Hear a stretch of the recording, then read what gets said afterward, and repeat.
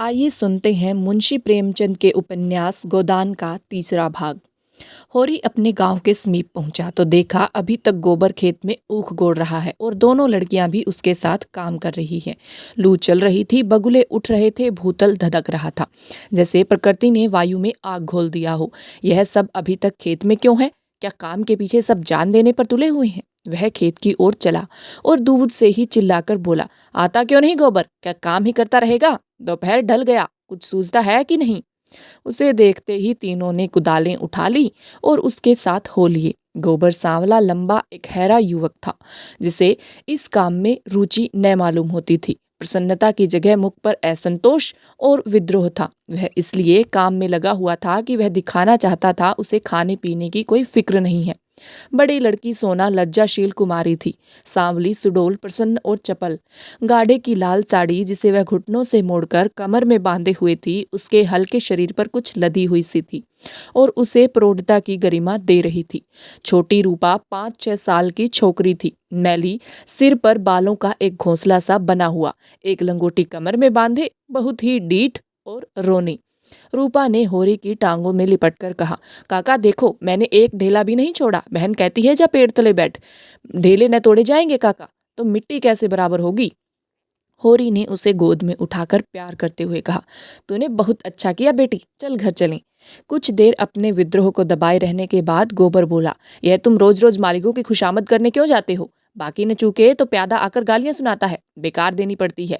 नजर नजराना सब तो हमसे भराया जाता है, फिर किसी की क्यों सलामी करो? इस समय यही भाव होरी के मन में भी आ रहे थे, लेकिन लड़के के इस विद्रोह भाव को दबाना जरूरी था। बोला, सलामी करने न जाएं तो रहे कहाँ? भगवान ने जब गुलाम बना दिया है तो अपना क्या बस है? यह इसी सलामी की बरकत है कि दीवार पर मड़ैया डाल ली और किसी ने कुछ नहीं कहा। घूरे ने द्वार पर खूंटा गाड़ा था, जिस पर कारिंदों ने 2 रुपए डांड ले लिया। तलैया से कितनी मिट्टी हमने खोदी, कारिंदा ने कुछ नहीं कहा। दूसरा खोदे तो नजर देनी पड़े। अपने मतलब के लिए सलामी करने जाता हूँ, पाँव में सनीचर नहीं है और न सलामी करने में कोई बड़ा सुख मिलता है। घंटों खड़े रहो तब जाके मालिक को खबर होती है। कभी बाहर निकलते हैं, कभी कहला देते हैं कि फुर्सत नहीं है। गोबर ने कटाक्ष किया, बड़े आदमियों की हाँ में हाँ मिलाने में कुछ न कुछ आनंद तो मिलता ही है, नहीं लोग मेंबरी के लिए क्यों खड़े हों?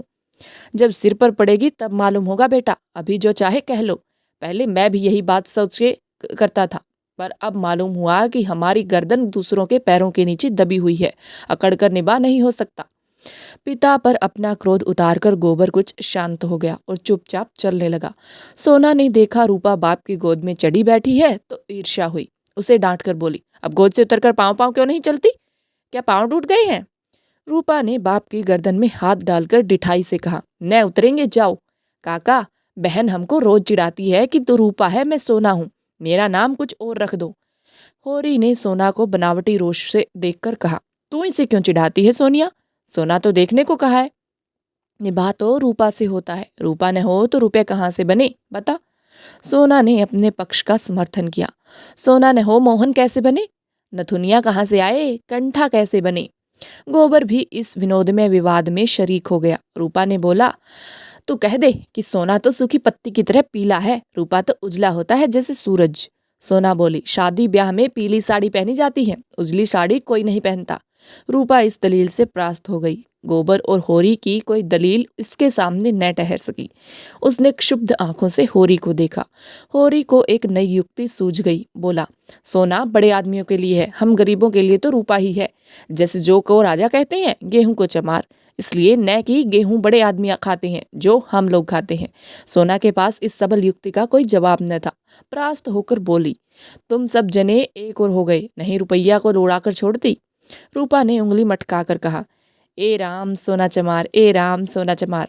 इस विजय का उसे इतना आनंद हुआ कि बाप की गोद में रह न सकी। जमीन पर कूद पड़ी और उछल उछल कर यही रटने लगी, रूपा राजा सोना चमार, रूपा राजा सोना चमार।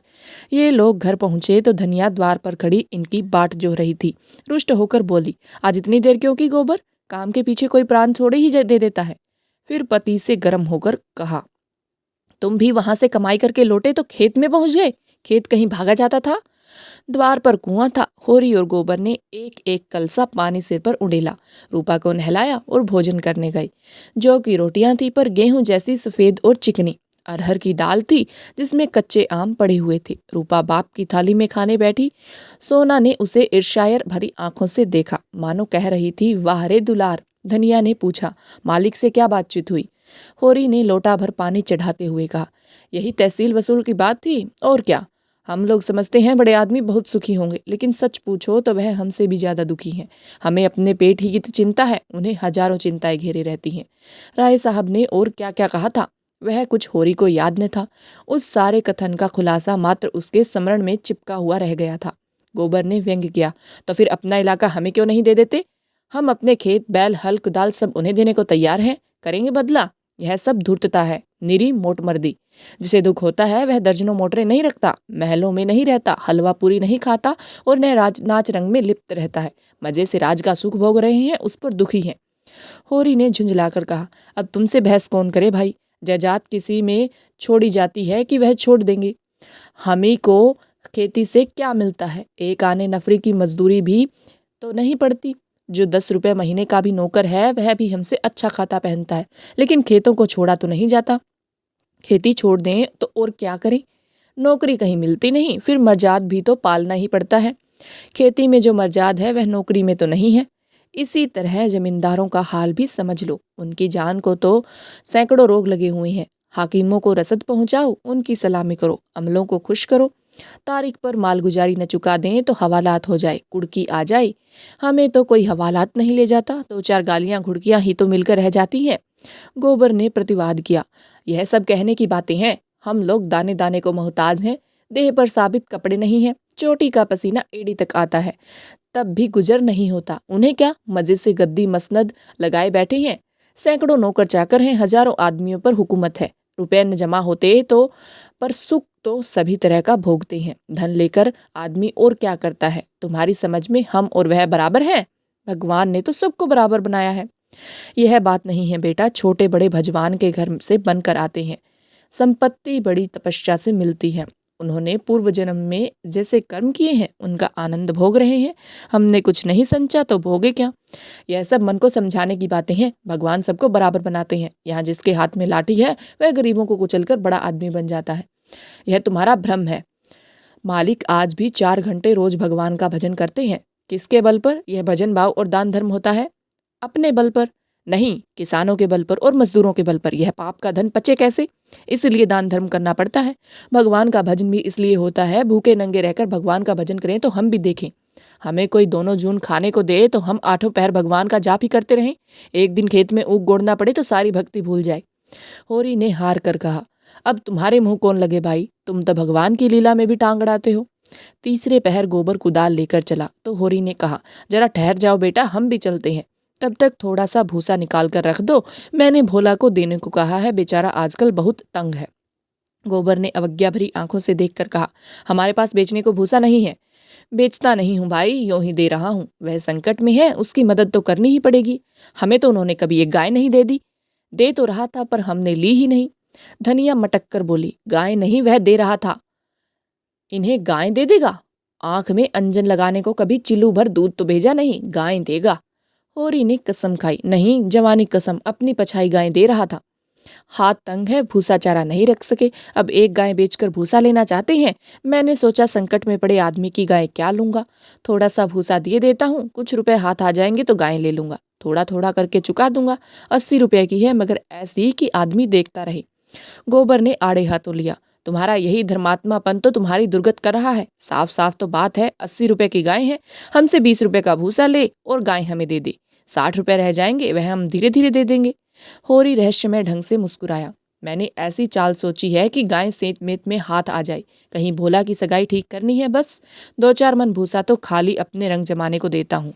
गोबर ने तिरस्कार किया, तो तुम अब सबकी सगाई ठीक करते फिरोगे? धनिया ने तीखी आंखों से देखा, अब यही एक उद्यम तो रह गया है। नहीं देना है हमें भूसा किसी को, यहाँ भोली भाली किसी का कर्ज नहीं खाया है। होरी ने अपनी सफाई दी, अगर मेरे जतन से किसी का घर बस जाए तो इसमें कौन सी बुराई है। गोबर ने चिलम उठाई और आग लेने चला गया। उसे यह झमेला बिल्कुल नहीं भाता था। धनिया ने सिर हिलाकर कहा, जो उनका घर बसाएगा वह 80 रुपए की गाय लेकर चुप न ले होगा, एक थैली गिनवाएगा। होरी ने पुचारा दिया, यह मैं जानता हूँ, लेकिन उनकी भलमनसी को भी तो देखो। मुझसे जब मिलता है तेरा बखान ही करता है। ऐसी लक्ष्मी है, ऐसी सलीकेदार है। धनिया के मुख पर स्निग्धता झलक पड़ी। मन भाई मुड़िया हिलाए वाले भाव से बोली, मैं उनके बखान की भूखी नहीं हूँ, अपना बखान धरे रहें। होरी ने स्नेह भरी मुस्कान के साथ कहा, मैंने तो कह दिया भैया, वह नाक पर मक्खी भी नहीं बैठने देती, गालियों से बात करती है, लेकिन वह यही कहे जाए कि वह औरत नहीं लक्ष्मी है। बात यह है कि उसकी घरवाली जबान की बड़ी तेज थी, बेचारा उसके डर के मारे भागा भागा फिरता था। कहता था, जिस दिन तुम्हारी घरवाली का मुंह सवेरे देख लेता हूँ उस दिन कुछ न कुछ जरूर हाथ लगता है। मैंने कहा, तुम्हारे हाथ लगता होगा, यहाँ तो रोज देखते हैं, कभी पैसे से भेंट नहीं होती। तुम्हारे भाग ही खोटे हैं तो मैं क्या करूँ। लगा अपनी घरवाली की बुराई करने। भिखारी को भीख तक नहीं देती थी, झाड़ू लेकर मारने दौड़ती थी, लालचीन ऐसी थी कि नमक तक दूसरों के घर से मांग लाती थी। मरने पर किसी की क्या बुराई करूं, मुझे देखकर जल उठती थी। भोला बड़ा गमगोर था कि उसके साथ निबाह ने कर दिया, दूसरा होता तो जहर खा के मर जाता। मुझसे 10 साल बड़े होंगे भोला, पर राम राम पहले ही करते हैं। तो क्या कहते थे कि जिस दिन तुम्हारी घरवाली का मुंह देख कर लेता हूं तो क्या होता है, उस दिन भगवान कहीं न कहीं से कुछ भेज देते हैं।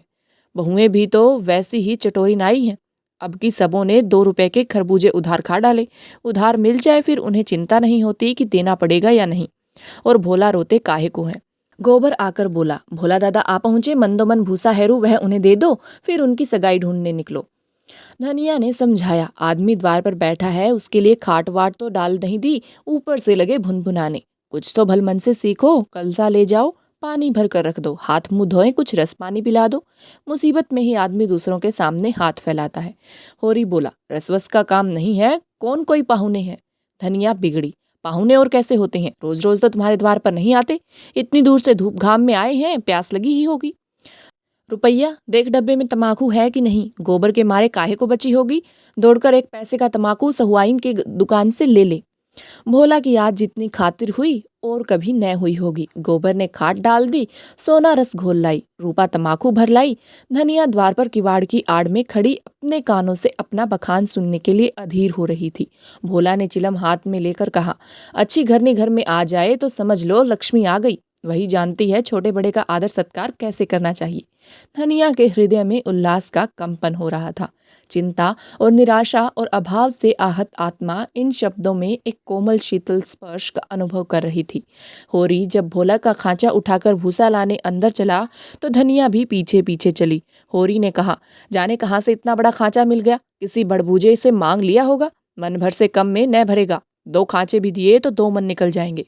धनिया फूली हुई थी, मलामत की आंखों से देखती हुई बोली, या तो किसी को न्योता न दो और दो तो भरपेट खिलाओ। तुम्हारे पास फूल पत्र लेने थोड़े ही आए हैं कि चंगेरी लेकर चलते। देते ही हो तो 3 खांचे दे दो। भला आदमी लड़कों को क्यों नहीं लाया, अकेले कहाँ तक ढोएगा, जान निकल जाएगी। 3 खांचे तो मेरे दिए न दिए जाएंगे। तब क्या 1 खांचा देकर टालोगे, गोबर से कह दो अपना खांचा भरकर उनके साथ चला जाए। गोबर ऊख गोड़ने जा रहा है, एक दिन न गोड़ने से ऊख न सूख जाएगी। यह तो उनका काम था कि किसी को अपने साथ ले लेते। भगवान के दिए 2 बेटे हैं, नए होंगे घर पर, दूध लेकर बाजार गए होंगे। यह तो अच्छी दिल लगी है कि अपना माल भी दो और उसे घर तक पहुंचा भी दो। लाद दे, लदा दे, लादने वाला साथ कर दे। अच्छा भाई कोई मत जाए, मैं पहुंचा दूंगी, बड़ों की सेवा करने में लाज नहीं है। और 3 खांचे उन्हें दे दूं तो अपने बैल क्या खाएंगे। यह सब तो न्योता देने से पहले ही सोच लेना था। न हो, तुम और गोबर दोनों जने चले जाओ। मुरव्वत मुरव्वत की तरह की जाती है, अपना घर उठाकर नहीं दिया जाता। अभी जमींदार का प्यादा आ जाए तो अपने सिर पर भूसा लाद कर पहुंचाओगे, तुम्हारा लड़का लड़की सब, और वहां साइत मंदोमन लकड़ी भी फाड़नी पड़े। जमींदार की बात और है, हाँ वह डंडे के जोर से काम लेता है न, उसके खेत नहीं जोतते, खेत जोतते हैं तो लगान नहीं देते। अच्छा भाई जान न खा, हम दोनों चले जाएंगे। कहाँ से कहाँ मैंने इस भूसे से देने को कह दिया, या तो चलेगी नहीं या चलेगी तो दौड़ने लगेगी। तीनों खांचे भूसे से भर दिए गए। गोबर कूद रहा था, उसे अपने बाप के व्यवहारों में जरा भी विश्वास न था। वह समझता था यह जहाँ जाते हैं वहीं कुछ न कुछ घर से खो आते हैं। धनिया प्रसन्न थी, रहा होरी वह धर्म और स्वार्थ के बीच में खूब डूब रहा था। होरी और गोबर मिलकर एक खांचा बाहर लाए। भोला ने तुरंत अपने अंगोछे का बीड़ा बनाकर सिर पर रखते हुए कहा, मैं इसे रखकर अभी भागा आता हूँ, 1 खांचा और लूंगा। होरी बोला, 1 नहीं अभी 2 और भरे धरे हैं, और तुम्हें आना नहीं पड़ेगा। मैं और गोबर एक एक खांचा लेकर तुम्हारे साथ ही चलते हैं। भोला स्तंभित हो गया। होरी उसे अपना भाई बल्कि उससे भी निकट जान पड़ा। उसे अपने भीतर एक ऐसी तृप्ति का अनुभव हुआ जिसने मानो उसके संपूर्ण जीवन को हरा कर दिया। तीनों भूसा लेकर चले तो राह में बातें होने लगी। भोला ने पूछा, दशहरा आ रहा है, मालिकों के द्वार पर तो बड़ी धूमधाम होगी। हाँ, तंबू सामियाना गड़ गया है। अब की लीला मैं भी काम करूंगा। राय साहब ने कहा तुम्हें राजा जनक का माली बनना पड़ेगा। मालिक तुमसे बहुत खुश है, उनकी दया है। एक क्षण के बाद भोला ने फिर पूछा, सगुन करने के रुपए का कुछ जुगाड़ कर लिया है? माली बन जाने से तो गला नहीं छूटेगा। होरी ने मुंह का पसीना पोंछकर कहा, उसी की चिंता तो मारे डालती है दादा। अनाज तो सबका सब खलिहान में ही तुल गया। जमींदार ने अपना लिया, महाजन ने अपना लिया। मेरे लिए 5 सेर अनाज बच रहा। यह भूसा तो मैंने रातों रात ढोकर छिपा दिया था, नहीं तिनका भी नहीं बचता। जमींदार तो एक ही है मगर महाजन 3-3 है। सहुआइन अलग, मंगरू अलग और दाता दीन पंडित अलग। किसी का ब्याज भी पूरा न चुका। जमींदार के भी आधे रुपए बाकी पड़ गए। सहुआइन से फिर रुपए उधार लिए तो काम चला। सब तरह किफ़ायत करके देख लिया भैया, कुछ नहीं होता। हमारा जन्म इसीलिए हुआ है कि अपना रक्त बहाएं और बड़ों का घर भरें। मुल्क का दुगना सूद भर चुका, पर मूल ज्यों का त्यों सिर पर सवार है। लोग कहते हैं सर्दी गर्मी में तीर्थ व्रत में हाथ बांधकर खर्च करो, मुदा रास्ता कोई नहीं दिखता। राय साहब ने बेटे के ब्याह में 20,000 लुटा दिए, उनसे कोई कुछ नहीं कहता। मंगरू ने अपने बाप के क्रियाक्रम में 5,000 लगाए, उनसे कोई कुछ नहीं पूछता। वैसा ही मर्जाद तो सबका है। भोला ने करुण भाव से कहा, बड़े आदमियों की बराबरी तुम कैसे कर सकते हो भाई? आदमी तो हम भी हैं। कौन कहता है कि हम तुम आदमी हैं? हम में आदमियत कहाँ। आदमी वह है जिनके पास धन है, अख्तियार है, इल्म है। हम लोग तो बैल हैं और जुतने के लिए पैदा हुए हैं। उस पर एक दूसरे को देख नहीं सकता, एका का नाम नहीं। एक किसान दूसरे के खेत पर न चढ़े तो कोई जाफा कैसे करे? प्रेम तो संसार से उठ गया। बूढ़ों के लिए अतीत के सुखों और वर्तमान के दुखों और भविष्य के सर्वनाश से ज्यादा मनोरंजक और कोई प्रसंग नहीं होता। दोनों मित्र अपने अपने दुखड़े रोते रहे। भोला ने अपने बेटों के करतूत सुनाए, होरी ने अपने भाइयों का रोना रोया और तब तक एक कुएं पर बोझ रखकर पानी पीने के लिए बैठ गए। गोबर ने बनिए से लोटा मांगा और पानी खींचने लगा। भोला ने सहृदयता से पूछा, अलगोजे के समय तो तुम्हें बड़ा रंज हुआ होगा, भाइयों को तो तुमने बेटों की तरह पाला था। होरी आर्द्र कंठ से बोला, कुछ न पूछो दादा, यही जी चाहता था कि कहीं जाके डूब मरूं। मेरे जीते जी सब कुछ हो गया। जिनके पीछे अपनी जवानी धूल में मिला दी वही मेरे मुदई हो गए। और झगड़े की जड़ क्या थी? यही कि मेरी घरवाली हार में काम करने क्यों नहीं जाती। पूछो, घर देखने वाला भी कोई चाहिए कि नहीं? लेना देना, धरना उठाना, संभालना सहेजना यह कौन करे? फिर वह घर बैठी तो नहीं रहती थी। झाड़ू बुहारू, रसोई, चौका बर्तन, लड़कों की देखभाल, यह कोई थोड़ा काम है? शोभा की औरत घर संभाल लेती कि हीरा की औरत में यह सलीका था? जब से अलगोजा हुआ है दोनों घरों में 1 जून रोटी पकती है, नहीं सबको दिन में 4 बार भूख लगती थी। अब खाएं 4 दफे तो देखूं। इस मालिकपन में गोबर की माँ की जो दुर्गति हुई है वह मैं ही जानता हूँ। बेचारी अपनी देवरानियों के फटे पुराने कपड़े पहनकर दिन काटती थी। खुद भूखी सो रही होगी, लेकिन बहुओं के लिए जलपान तक का ध्यान रखती थी। अपनी देह पर गहने के नाम कच्चा धागा भी न था। देवरानियों के लिए 2-2 4-4 गहने बनवा दिए। सोने के न सही, चांदी के तो हैं। जलन यही थी कि यह मालिक क्यों है। बहुत अच्छा हुआ कि अलग हो गई, मेरे सिर से बला टली। भोला ने एक लोटा पानी चढ़ाकर कहा, यही हाल घर घर है भैया। भाइयों की बात ही क्या, यहाँ तो लड़कों से भी नहीं पटती। और पटती इसलिए नहीं कि मैं किसी की कुचाल देखकर मुंह नहीं बंद कर सकता। तुम जुआ खेलोगे, चरस पियोगे, गांजे के दम लगाओगे, मगर आए किसके घर से? खर्चा करना चाहते हो तो कमाओ, मगर कमाई तो किसी से न होगी। खर्च दिल खोल कर करेंगे। जेठा कामता सौदा लेकर बाजार जाएगा तो आधे पैसे गायब। पूछो तो कोई जवाब नहीं। छोटा जंगी है, वह संगत के पीछे मतवाला रहता है। सांझ हुई और ढोल मजीरा लेकर बैठ गए। संगत को मैं बुरा नहीं कहता, गाना बजाना ऐब नहीं, लेकिन यह सब काम फुर्सत के हैं। यह नहीं कि घर का तो कोई काम न करो, 8 पहर उसी धुन में पड़े रहो। जाती है मेरे सिर। सानी पानी मैं करूं, गाय भैंस मैं दूहूं, दूध लेकर बाजार मैं जाऊं। यह गृहस्थी जी का जंजाल है। सोने की हंसिया जिसे न उगलते बनता है न निगलते। लड़की है झुनिया, वह भी नसीब की खोटी। तुम तो उसकी सगाई में आए थे, कितना अच्छा घर बार था। उसका आदमी बम्बई में दूध की दुकान करता था। उन दिनों वहाँ हिंदू मुसलमानों में दंगा हुआ तो किसी ने उसके पेट में छुरा भोंक दिया। घर की चौपट हो गया। वहाँ अब उसका निबाह नहीं। जाकर लिवा लाया कि दूसरी सगाई कर दूंगा, मगर वह राजी ही नहीं होती और दोनों भावजे हैं कि रात दिन उसे जलाती रहती हैं। घर में महाभारत मचा रहता है। विपत की मारी यहाँ आई, यहाँ भी चैन नहीं। इन्हीं दुखड़ों में रास्ता कट गया। भोला का पुरवा था तो छोटा मगर बहुत गुलजार। अधिकतर अहीर ही बसते थे और किसानों को देखते इनकी दशा बहुत बुरी न थी। भोला गांव का मुखिया था। द्वार पर बड़ी सी चरनी थी जिस पर 10-12 गाय भैंसें खड़ी सानी खा रही थी। ओसारे में एक बड़ा सा तख्त पड़ा था जो शायद 10 आदमियों से भी न उठता। किसी खूंटी पर ढोलक लटक रही थी, किसी पर मंजीरा। एक ताक पर कोई पुस्तक बस्ते में बंधी हुई रखी थी जो शायद रामायण हो। दोनों बहुएं सामने सामने बैठी गोबर पाथ रही थी और झुनिया चौखट पर खड़ी थी। उसकी आंखें लाल थीं और नाक के सिरे पर भी सुखीर थी। मालूम होता था अभी रोकर उठी है। उसके मांसल स्वस्थ सुगठित अंगों में मानो यौवन लहरें मार रहा था। मुंह बड़ा और गोल था, कपोल फूले हुए, आंखें छोटी और भीतर धसी हुई, माथा पतला पर वक्ष का उभार और गात का वही गुदगुदापन आंखों को खींचता था। उस पर छपी हुई गुलाबी साड़ी उसे और भी शोभा प्रदान कर रही थी। भोला को देखते ही उसने लपककर उनके सिर से खांचा उतरवाया। भोला ने गोबर और होरी के खांचे उतरवाए और झुनिया से बोली, पहले एक चिलम भर ला, फिर थोड़ा सा रस बना ले, पानी न हो तो गगरा ला, मैं खींच दूं। होरी महतो को पहचानती है न?